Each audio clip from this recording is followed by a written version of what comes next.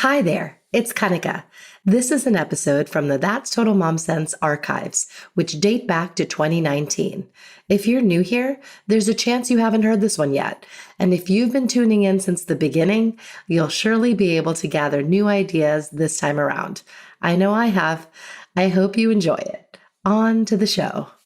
Hi, I'm Kanika, and you're listening to That's Total Mom Sense, the podcast, where I interview public figures on their life lessons in parenting, legacy, and built-in sixth sense.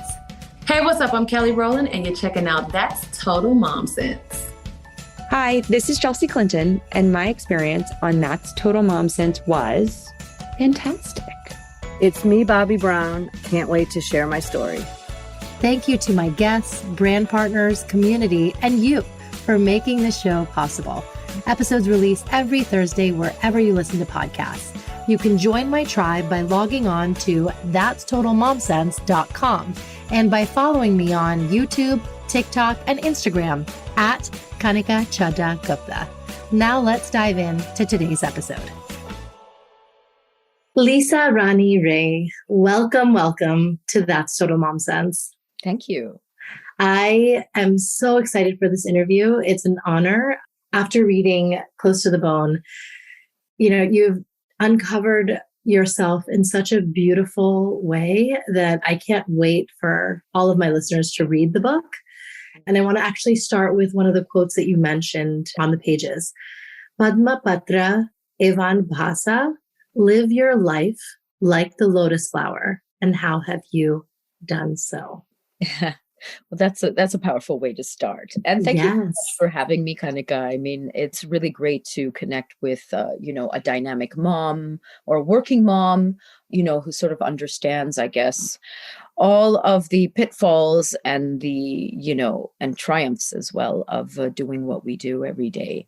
Yes. And we're exhausted and then we get up and we do it again. Exactly. Padma Patram Evam Bhasa is a shlok from water. That's where I first heard it. And it really, really resonated with me in that moment. I guess it entered me on some level and it's been living inside me. And it's gained an even deeper resonance as I keep moving on my personal path. But basically, living like the lotus flower implies sort of floating on the murky water of the world, you might say, and to manage to still bloom, to be untouched by it, and yet to be in close contact with it. That's a very powerful teaching, of course. It's been used in lots of spiritual traditions. But I love the imagery of the lotus flower. It really brings it home for me. And I love lotuses anyways. And in fact, I got it tattooed on my ankle just to remind myself as well. I'm sure there's moments where I falter, where I fail, and then I pick myself up again. But I think just keeping that imagery is really powerful for me. But at the same time, of course, life is messy. I'm at a place in my life where, I don't like to be in denial of that, where I think it's really, really, really important to sort of, serve it up real and also embrace the shadows, the failures and the failings as much, because that's part of life. For me, my lotus flower is kind of, it's not all pure and white and everything like that. It's got tats on it. It's a little bit shredded. It's a little bit, because that's who we are in life. And there's beauty in that. There's deep beauty to be found in that. Absolutely. I couldn't agree more. So, as we read the pages and I've seen your works, I know that you are a free spirit and it really began from your childhood. So could you tell us a little bit about it? Well, Close to the Bone was an exercise in exhuming my own personal history as well. I've heard other authors and writers say that, especially memoirists who say that, I learned so much about myself in the process of writing. Yeah. And it didn't happen suddenly and overnight, but it was very clear and important to me that I needed to include a chapter about my family, about my mother and my father, who I would term the original rebels. It's really their spirit that is infused in me. When you're younger, you tend to feel that nobody understands me. Yeah. I'm the first of this tribe. I'm the original rebel. And of course, that's all hormones and foolishness. So I realized in researching my own family and finally pinning down my very gracious father, my Bengali father, and confronting him and asking him to tell me a lot more of his personal history. I realized that my mother and my father were incredibly brave and courageous for that time. Yes. My mother is Polish and my father is Bengali. And my father was studying, as you did, engineering in those days in UK. He was the first of his family to leave the country. And he comes from a established Bengali Brahmin background, although he didn't recognize casteism and all of that. So when he was studying abroad, he joined his university student group of young Bengalis who were on a cultural exchange. And they used to travel in the summer to the Eastern Bloc countries like Poland and the USSR in those days, and sing Rabindranath Sangeet, Oh, amazing. And I'm sure they were viewed as very exotic. But of course, Calcutta in those days was communist. And there was a kind of armchair communism that was practiced, this idealism about socialism. So anyways, my father was on tour in the summer, and on their last night in Warsaw and Warszawa in Poland at the university bar, he saw this, what he terms, and it was very, very touching for me to hear him say this angel obviously turned out to be my mother. And I have no clue how they communicated because my mother couldn't speak English and he, needless to say, couldn't speak Polish, but he bought her a drink and an attraction was lit and then he left. Wow. And then they continued their correspondence over airmail. And the one thing that had always intrigued me over these years was how did mom communicate with you, Dad? I understood that your English was, baka and perfect. Yeah. How did mom write to you in English? This was behind the Iron Curtain in those days, right? In Poland, right? You couldn't easily travel, a very dogmatic form of communism in those days. So anyways, it turned out that in my mom's little village, there was an Irish woman who had married a Polish man. And she helped my mother translate and wrote those love letters between my parents. And I just was so touched by this. And I never would have known if I had confronted my father and written close to the bone. But essentially, my parents obviously chose to get married at a time when interracial marriages were not regarded well and were few and far between. Yeah. And the courage it took for them, for my father to, in essence, break with his family tradition. It was frowned upon, of course, because a suitable bride had already been chosen for him. And my mother to leave all that she knew behind for an uncertain world and move to England, where she couldn't even speak English, demanded a huge amount of balls and courage. Absolutely. And even after that, they took very unconventional decisions. They created this very intimate little family of two. They chose to travel for a long time before emigrating to Canada, again, spontaneously selling everything that they owned and to a new country. And they waited a long time to have me because they wanted to enjoy their lives. And you have to put into context, this is like the 60s, the early 70s, none of this choices were conventional, were widely held to be responsible. Kind of what society expects. Yeah. What society expected at that time. So I realized that all of this restlessness, this butterflying in me, this nomadic kind of tendencies, this tendency to question convention and push back against the status quo, that's not me. That's the spirit of Barbara and Salil, Right. Me. I think I wrote with authenticity and frankness, but also a great deal of tenderness. And I've had a lot of people say that they really enjoyed the chapter and reading about my family background. Yes, same. I really did. I feel like just watching their love story unfold, it was just beautiful. It was beautiful to read. So what are some of the traits you feel you've adopted from your father and from your mom? Well, my father was always a dreamer. I call him the poet engineer. Did what his family expected of him. He became a chemical engineer and successful in that field. And in fact, he was a researcher and a doctorate and all of that good stuff. But his real passion was for cinema. and for, of course, words and music. Yeah. It's definitely in the Bengali. In the Bengali, blood.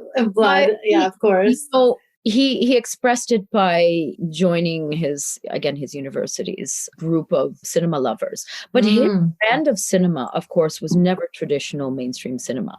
And that is something that I imbibed from him. I grew up watching Satyajit Ray and Kurosawa, Fellini, all the great auteurs. And sure, there were some cartoons mixed in. There was Tom and Jerry, but I actually never saw a traditional mainstream film until I was in my teens.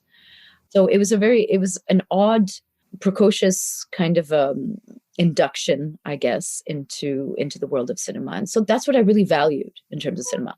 And then again, my father and I, we were dreamers. We would debate. We would have these little addas for two. Adda is like this very Bengali tradition of sitting and philosophizing, discussing all the world problems, solving them, and then going to bed and then starting the next day. And I still have that tendency. I still enjoy my adda.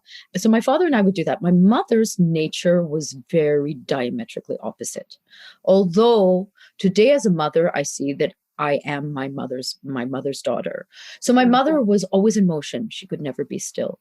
So she was always cleaning or canning or cooking or, washing, or she was the one who would walk around the house. If there was a faucet that was leaking, she'd be the one with whatever that tool is called. Because I think it's the ratchet or something. Yes. Wrench. God knows. Yes. Oh, sorry, Mom. I'm not quite as self-reliant. But she was so handy. Yes. So handy. She was so strong and dynamic and very social. I must also add that my father and I are introverted personalities. And despite all appearances, I am an introvert. I guess I define introversion as when you need to withdraw from social contact. I mean, introverts can appear to have extroverted qualities and they can be even the life of the party, but we get drained.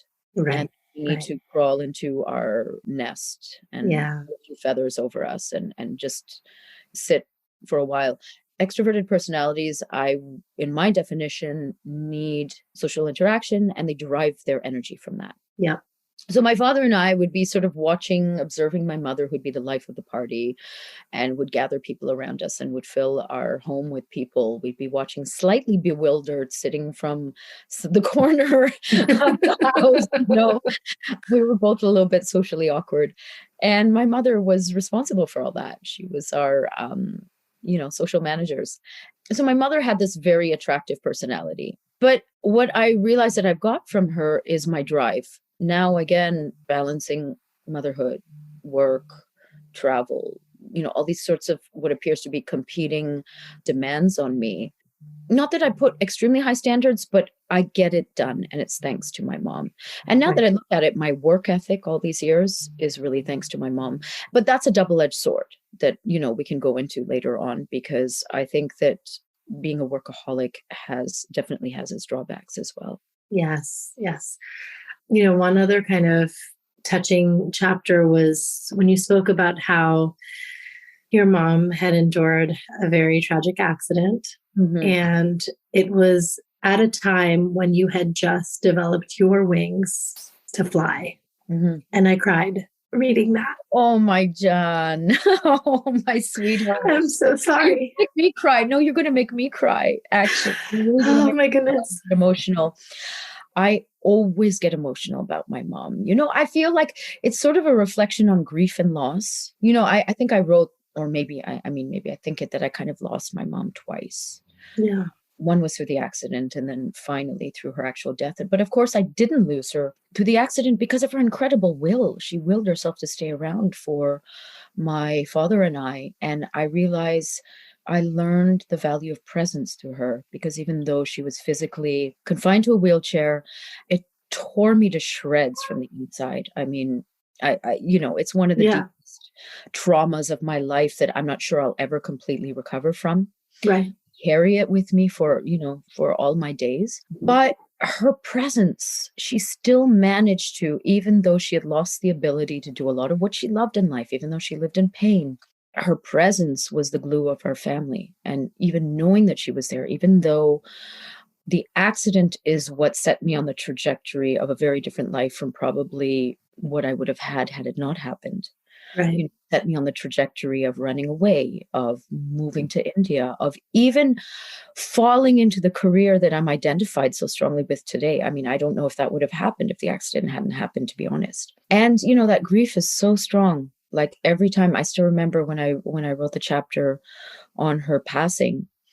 I mean, we all experience that in life. And, my grief is no bigger or greater or, in that sense, different from anyone else's. But I've accepted that grief is sort of stitched into my heart, and I carry it.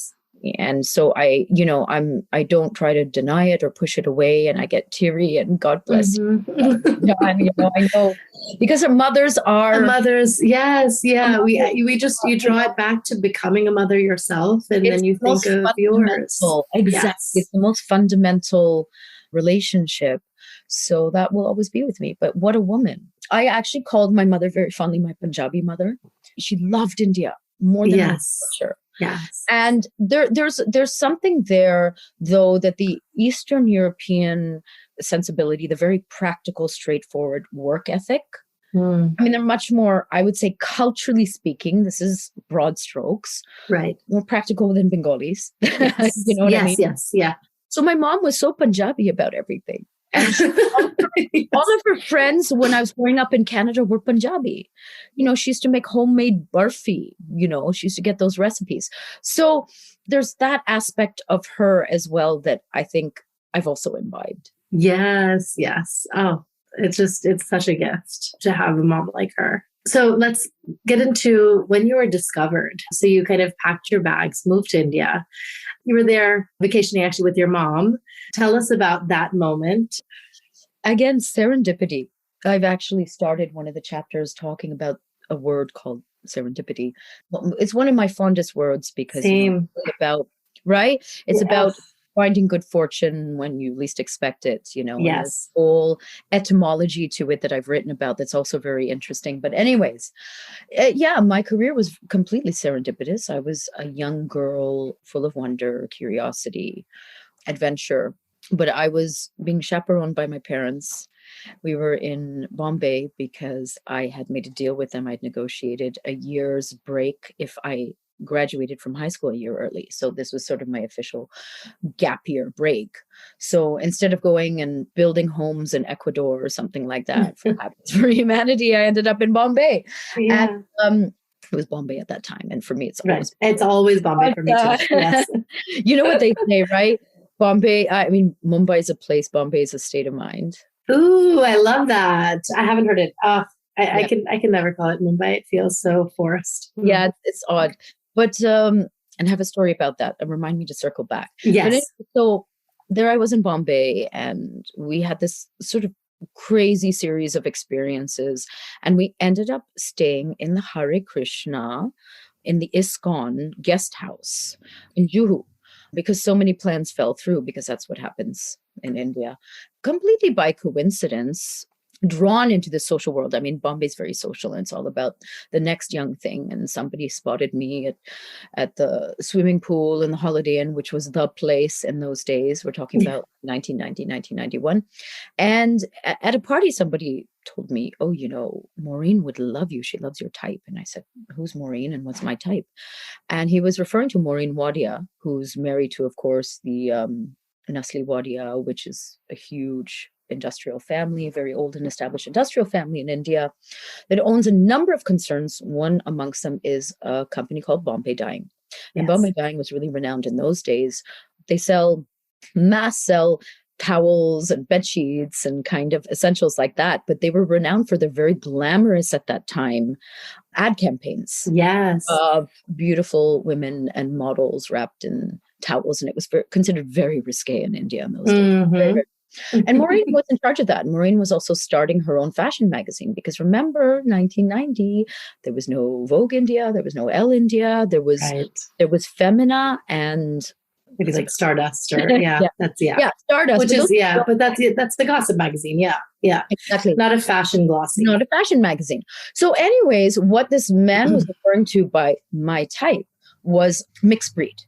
girl of mixed heritage. And that was because Maureen herself was Anglo-Indian. And it's funny, I reflect on it because even today, I think that people of mixed ethnic backgrounds, we don't have a strong lobby. Mm. I am so happy to, see and support the BLM movement.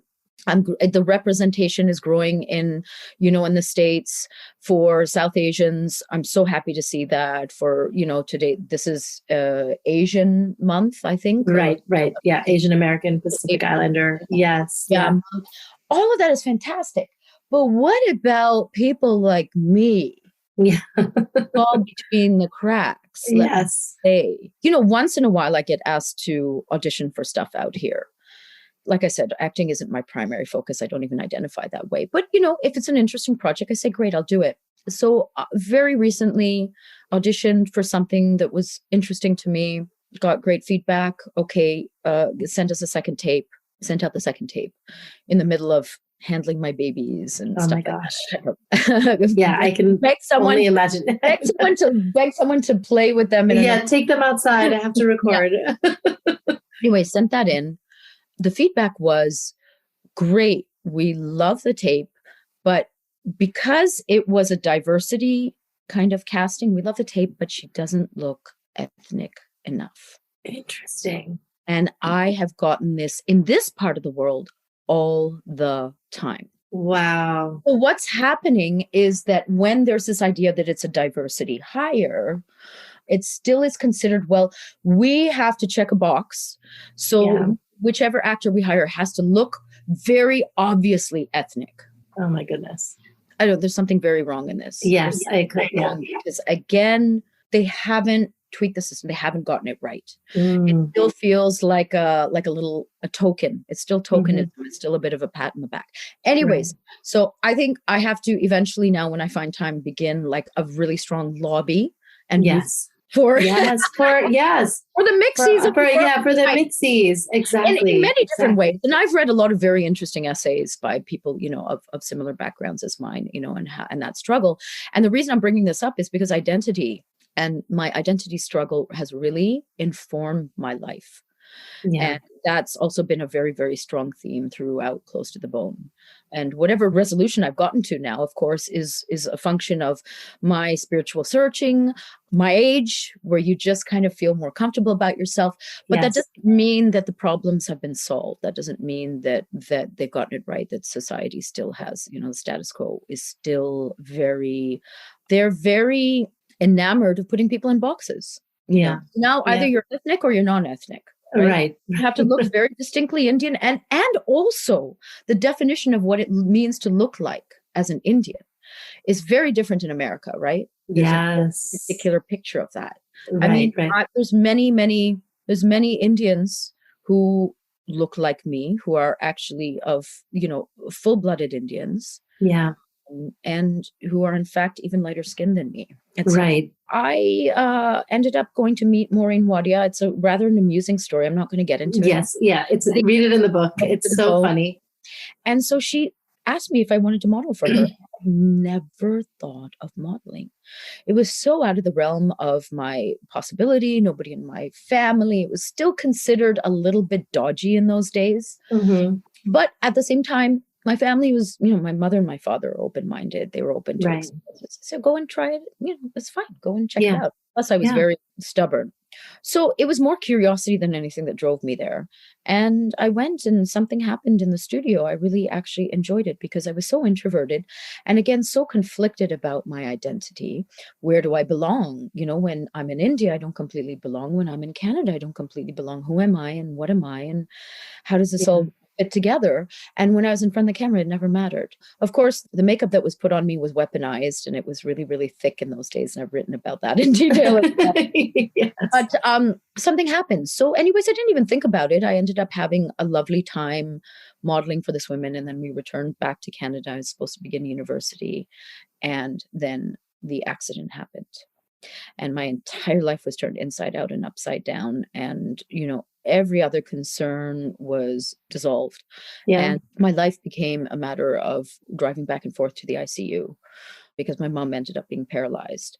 And it was a really, really difficult, blurry time, except that when my father and I would come home and drop in bed exhausted in the middle of the night around 2, 3 in the morning, the phone would ring. And you know what they say, when someone you love is in ICU and the phone rings in the middle of the night, you fear it could be bad news. Yes. So I'd jump up and I would have to run downstairs because it was a baby phone connected to the wall. Right. And, I would pick up the phone and I would hear India in the background, just those distinctive noises. And it would be someone trying to offer me a Bollywood film. And it was so bizarre and surreal. Simultaneously, on the other side of the planet, my photos were released on the cover of a magazine. I became an overnight sensation. Yes. And how does that happen in life? How do you explain that? There's no logical explanation to that, except for, And the other thing that you have to remember about that age is, how would you know if you were famous on the other side of the planet in those days? Yeah. Before the internet. Before the internet. I know. Oh my God, amazing. It makes me think of this saying, Bhagwan ek haath se leta hai, ek haath se deta hai. Ek haath se deta hai. Yeah, absolutely. It's exactly that. It's you can't have it all at once. It's so sad but that's the reality. So I want to kind of skip ahead to your very illustrious acting career, to one of my favorite films with you is Water. Oh. And yes, and I actually got to see you and meet you briefly at the premiere at the Angelica in New York. Oh my God. Wow. And I remember it vividly. It was such a beautiful film. So tell us about that experience with shooting and the girl who had to learn all her lines phonetically, the Sinhalese girl. Yeah. Oh my gosh. Yeah, experience and working with Deepa. But again, I wanted to add that I think it's important to emphasize one thing about my career, particularly that decade I spent making memories in Bombay. Because I landed in this career, because I didn't aspire to be part of this career. First of all, I always felt like a fraud. And that's, the imposter syndrome that a lot of women, unfortunately, experience, particularly younger women. I enjoyed the opportunities, but I didn't feel I deserved it. And it was because I didn't know who I was. I didn't value myself. I was also struggling with my identity. I was also struggling with being pigeonholed by the industry in Bombay. I like to say that, my career was a double-edged sword, right? On one side, of course, was fame and fortune and reputation and opportunity. On the other side was, aside from deep personal tragedy, was also, in a sense, my sense of self, my identity, which was still not fully set. I was so young. I was in my late teens. It was still kind of amorphous. And maybe it sounds like a worthwhile sacrifice, but believe me, it's not. So at a young age, when you're still trying to figure out who you are, your voice, and I always wanted to be a writer. Let me emphasize that right now. The one thing I always wanted to do was write. It was my biggest dream, or be a journalist or something like that. Yes. Wow. Working with words and stories and things like that. Right. And, if I do say so myself, I was always sort of sensitive and smart and had a passion for art and a lot of other things. But because of my start in India those days, and because of, the way the industry works, and because it was even more patriarchal in those days, I was immediately slotted. I was like this glamorous, fluffy girl. And people also thought that I was much older than I was. Right. That was hard for me. That was really hard. So I was always trying to act out those feelings by, like, when I wasn't working, I would be a slob, was trying to beg for respect from the world. I've read, when I was working on Close to the Bone for the Indian edition, we had an inlay of like visuals and, stuff like that. So I was going through old interviews of mine. I just feel so sad for that girl who's sort of like trying to beg for respect. And I did. I curated art exhibits. I was, writing little articles. Nobody ever wanted to talk about that.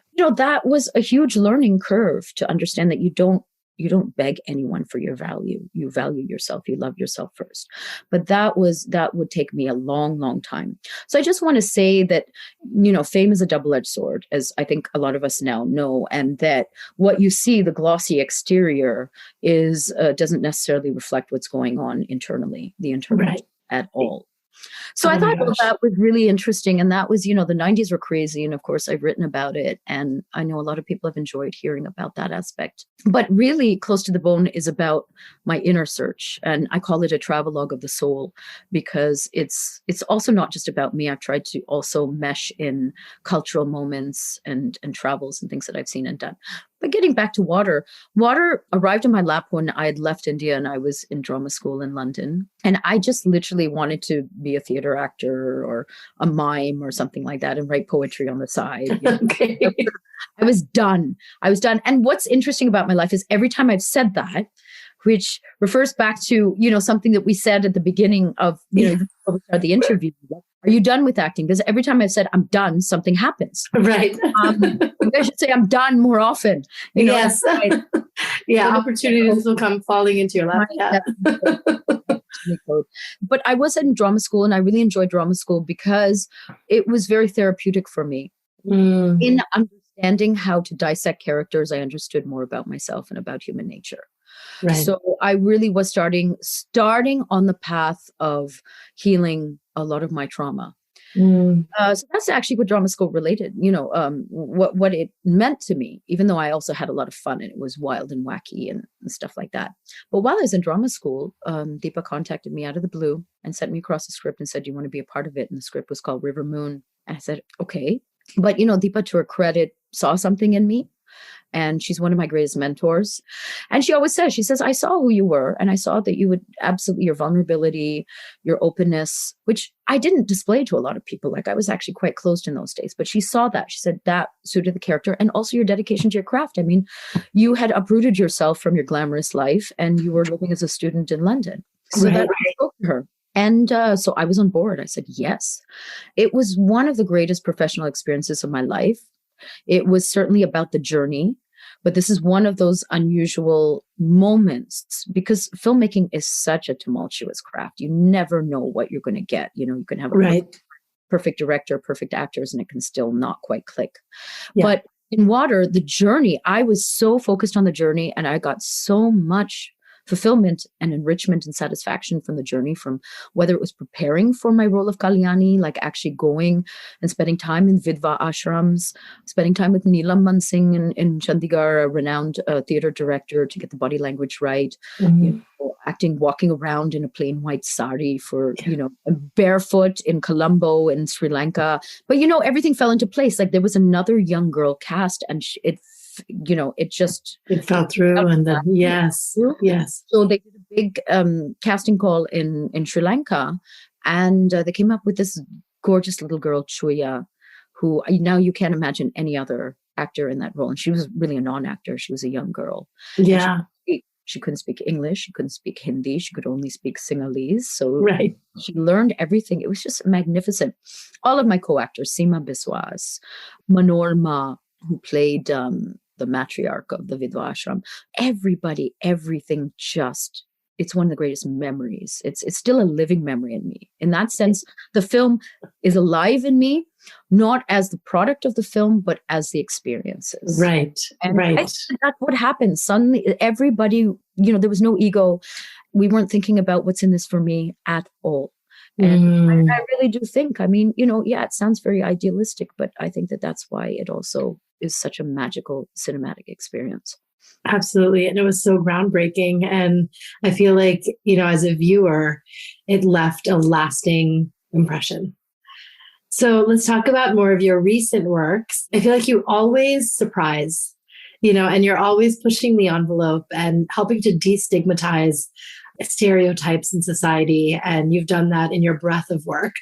But I want to touch on 4 Shots, Please, because I feel like that is new media and, it's a whole new ball game. It's a whole new ball game.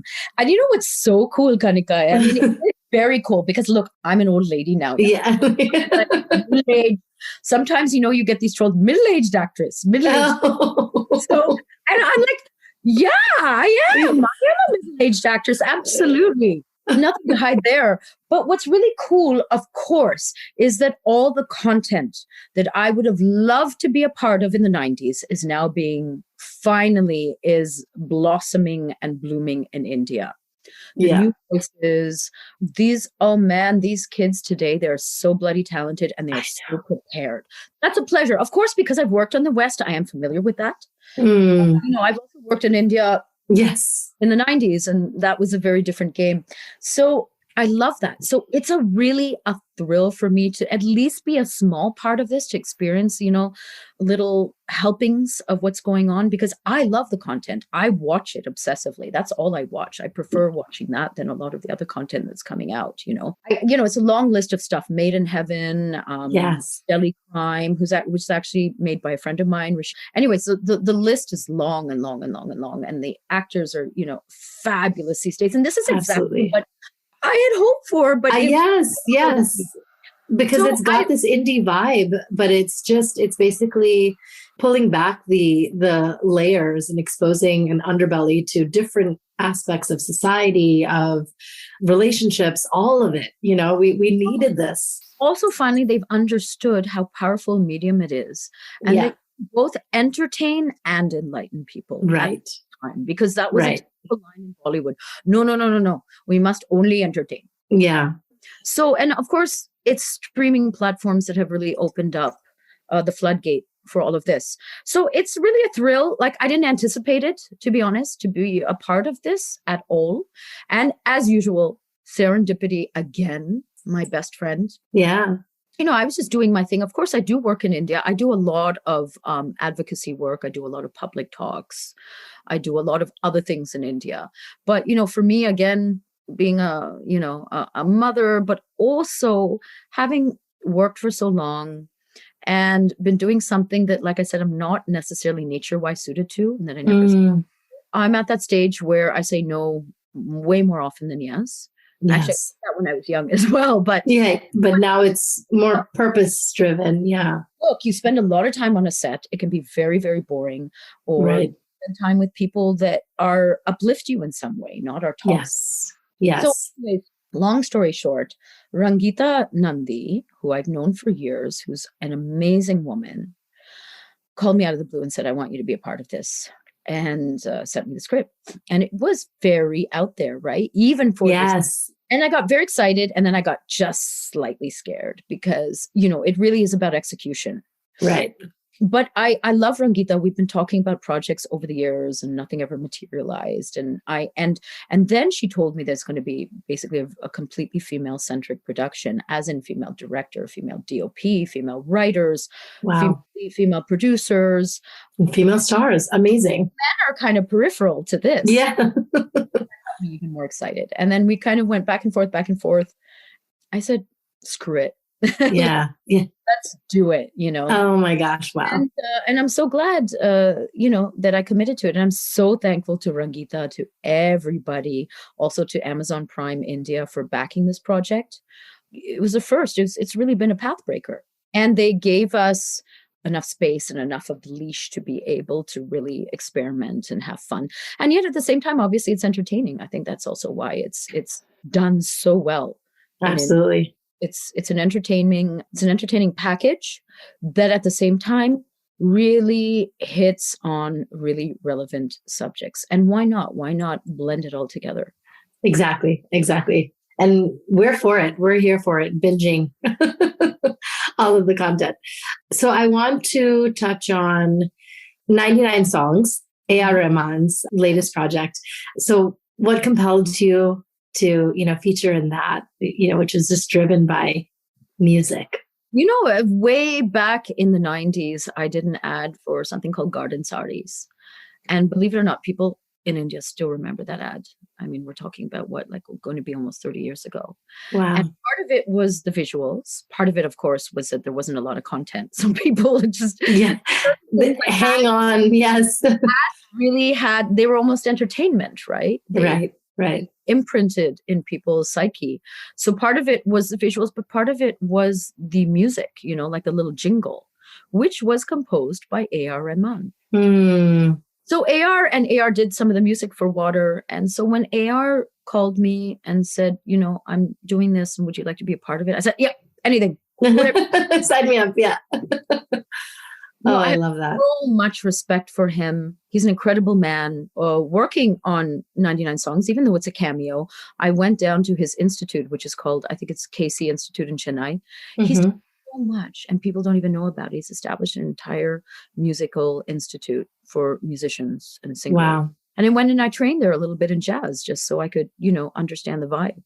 It was just a beautiful experience. So I'm really full of gratitude and I'm blessed, and serendipity keeps sending me beautiful experiences that round out my life. Because of course, I want to emphasize one thing here. My life is not all about my work. I don't define myself through my work. Yes. It is about experiences. And that's what I've tried to convey through Close to the Bone. Life is about coloring outside of the lines. And most of my life has been about coloring outside the lines, whether it's been my spiritual search, my travels, my seeking, my experiences.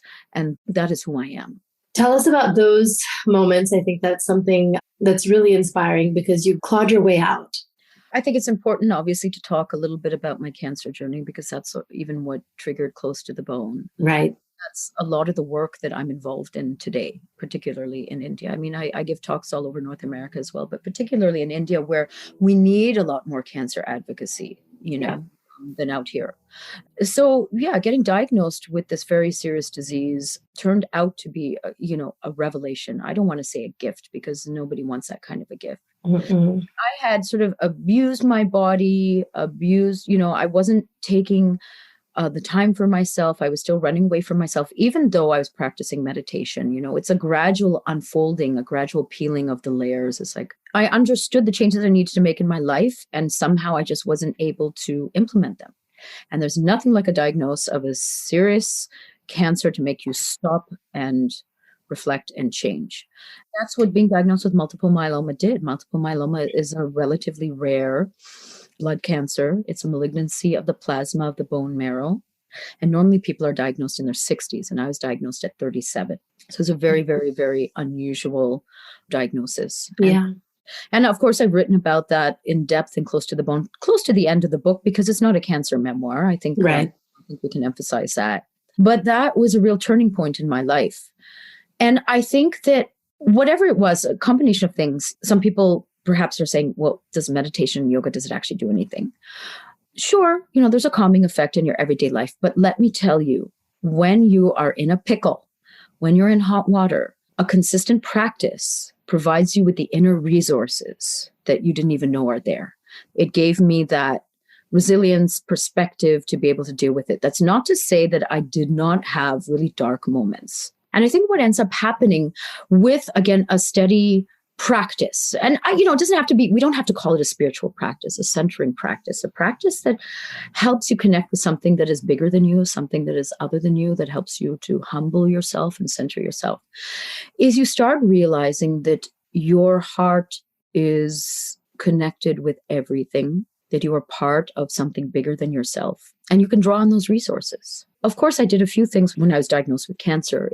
That is what triggered me to start sharing my writing. I ended up writing a blog called The Yellow Diaries, because I was very confused about what I was going through, and it simply helped me to order my thoughts. That led me to understanding the power of community. I think I am one of the first so-called Indian personalities or celebrities, however you want to put it, that actually went public with a cancer diagnosis. Mm-hmm.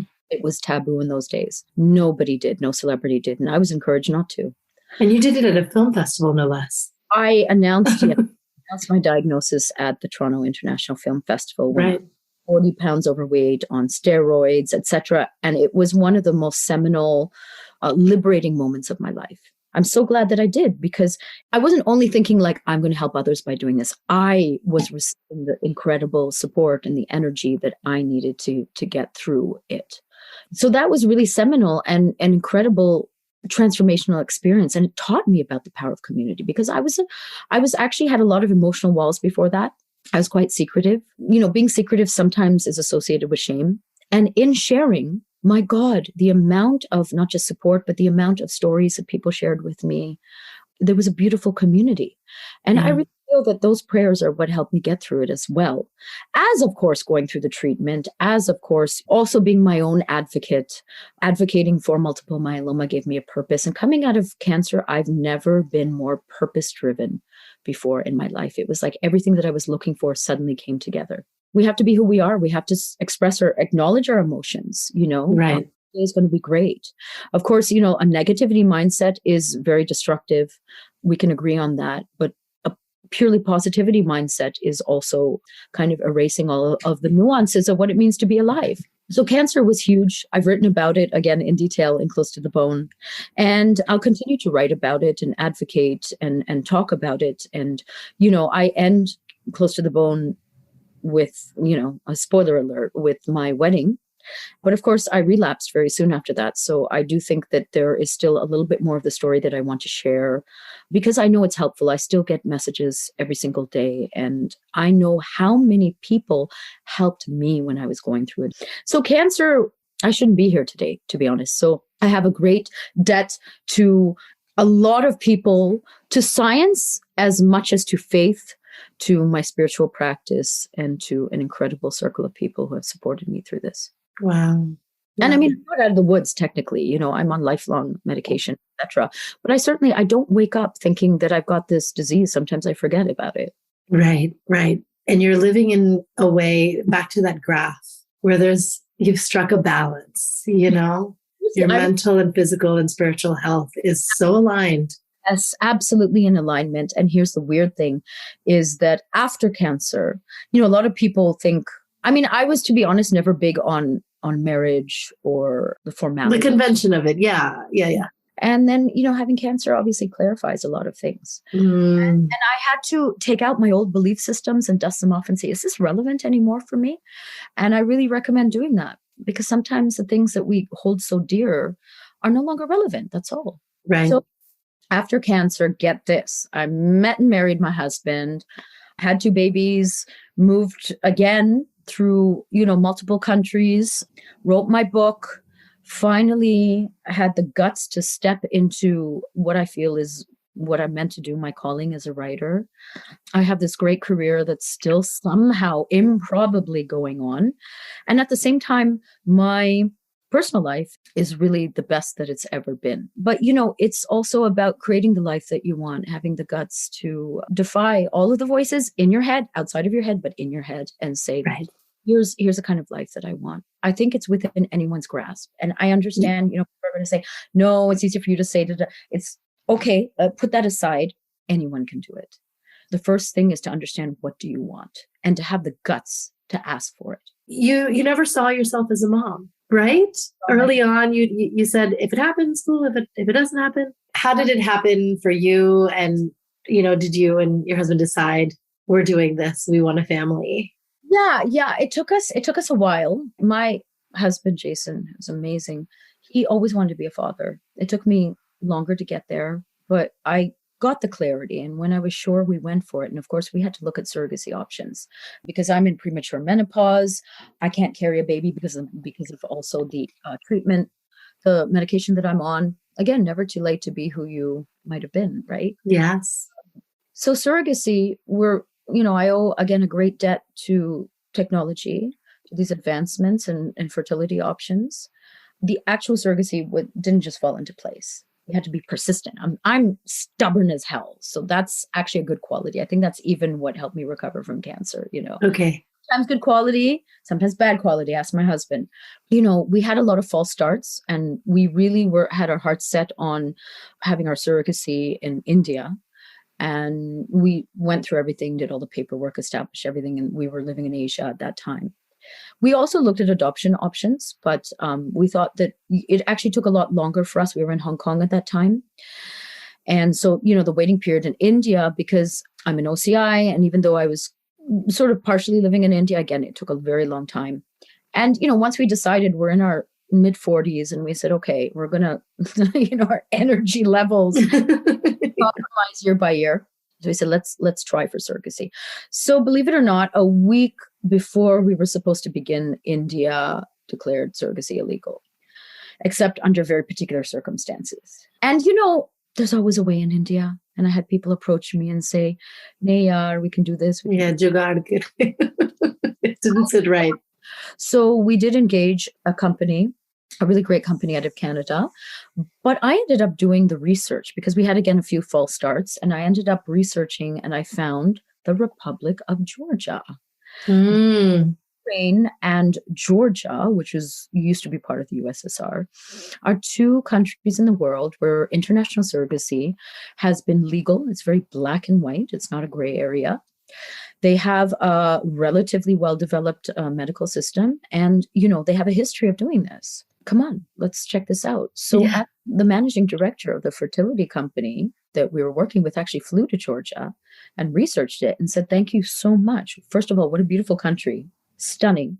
And second of all, what a great opportunity for couples who are looking for this solution. I ended up for 4 months in Tbilisi, Georgia, where our girls were born, and it was a blessing. And Georgia is now forever stitched into my heart as well. Aww. Again, another incredible adventure, because Tbilisi is quite the city. It's the kind of city that I enjoy. It's got incredible history. It's still a place of the world that is still relatively unexplored. Fabulous wine culture, really great food. It's still not overdeveloped. There really isn't Starbucks there. And I loved it. In fact, what happened is our children were born, and then my husband had to leave me alone because he had to go back to work in Hong Kong. Mm. And so I had my nanny from Hong Kong. Mm-hmm. And it was just me and her and two little ones. I managed through my Indian network make some friends who were from India who actually live there. And Vishaka is, one of my great support systems and a dear friend today, and she just had her own little baby recently. So incredible. I mean, I had a magnificent experience, and I definitely feel that I need to write about it soon. Yes, that's what we're looking forward to, is part 2. But now that's out of the gate. The actual process of mothering has been actually difficult for me, because I didn't have a lot of experience with young children. Mm-hmm. I don't define myself as naturally nurturing, and it's exhausting. It's bloody exhausting. Yeah. I didn't have a lot of patience, and, I'm used to being super independent and in charge of my time. So needless to say, it was a huge shock to my system, but we managed. And, here's the thing. We had to grow into each other, me and my kids, right? You love unconditionally. There's no question of that. Yes. But getting to like each other, getting to know each other, introducing yourself to each other, that's a different journey entirely. Exactly. For the first few years, I was actually traveling a lot. Like, I shot 4 more shots when season 2, when my kids were tiny, they came to the set. We were back in Bombay for a while. They used to come to the set, sit on my lap and stuff like that. But I was traveling like anything, because when I'm on, I'm on. Yeah. But these kids, I got the best advice from a dear friend of mine, Leonie, when my kids were born. And she's also became a mother relatively later in life. She said 2 things. Number 1, you're going to get a lot of advice. You are the mother. Trust your gut. Yes. Because, I had these piles of these books, and one was contradicting the other. And I one was telling me that I should make out the schedule. And I was like, I know. It's mind-numbing. Yeah. That was one thing. Trust your gut. Of course, reach out and ask for advice and support. But all of this unsolicited advice that you get is not helpful always, right? Right. Number 2, she said, your children, they don't need a perfect mom. They need a happy mom. Mm. So, this whole thing of mom guilt, should I work, shouldn't I? It doesn't come across as much to me, because I live by that. Right. I know 2 girls, and I'm so lucky to have incredible girls. Incredible. I mean, they already have such strong, independent spirits. They're full of wonder. They're so charming and fearless, and, blah, blah, blah, blah. I could go on. And by the way, their names are Soleil and Sufi. Sufi and Soleil. Sufi after the mystic tradition, Islamic mystic. Soleil means sun in French. And in combination, they make a souffle. Oh, that's so cute. Which are delicious. So I live by that. They don't need a perfect mom. They need a happy mom. Yes. Myself. You remember I was talking about my mom and these sort of perfectionistic tendencies to keep a perfect house and all of that. And I used to be a little bit anal about everything in its place in my house. And I was very house proud, and we collect art and blah, blah, blah. And that, all that goes out the window with kids.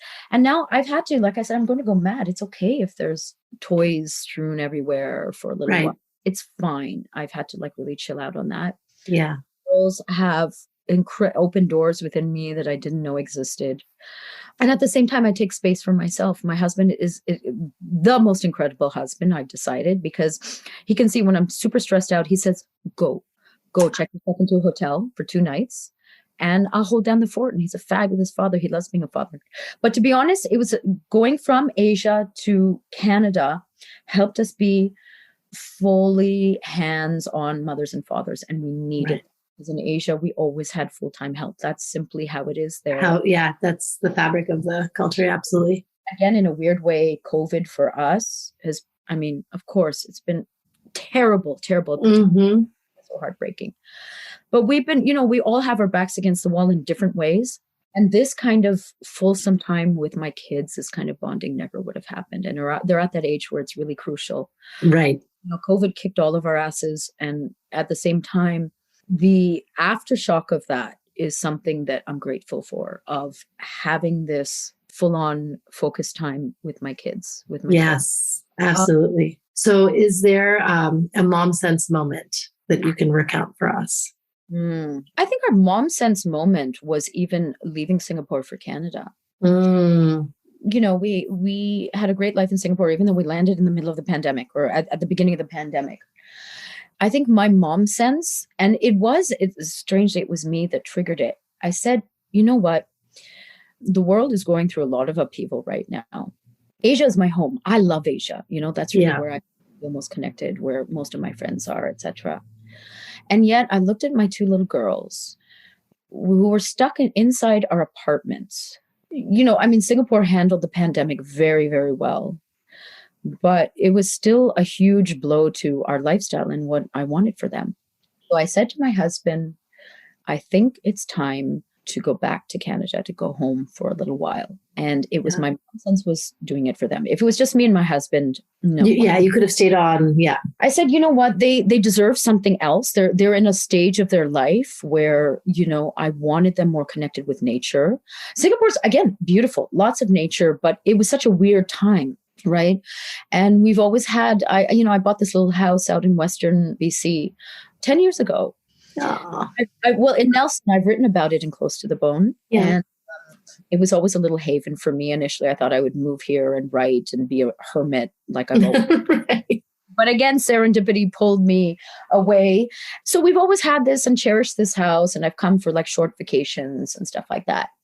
I said, so because we have, a home in Toronto as well. I said, we are not going to another city. We are going to the mountains. Mom sense. And my girls have thrived here because, of course, there have been restrictions. But the fact is, we walk out of the house and there's incredible mountain views. Yes, you have the great outdoors. Oh, my goodness. Lilacs are blooming right now outside of our window. They have gotten to see such a variety of wildflowers, that they probably won't see. It's a different flora and fauna out here. But, when the tulips came out, then the buttercups, the dandelions, they pick flowers every day. We go for long. Gorgeous. This was a total mom sense moment. Yes, absolutely. Let's not forget our quote of the day. Tell us the quote that you live by. This is by George Eliot. It's never too late to be what you might have been. I love that. Yes. I should get a tattoo. Yeah.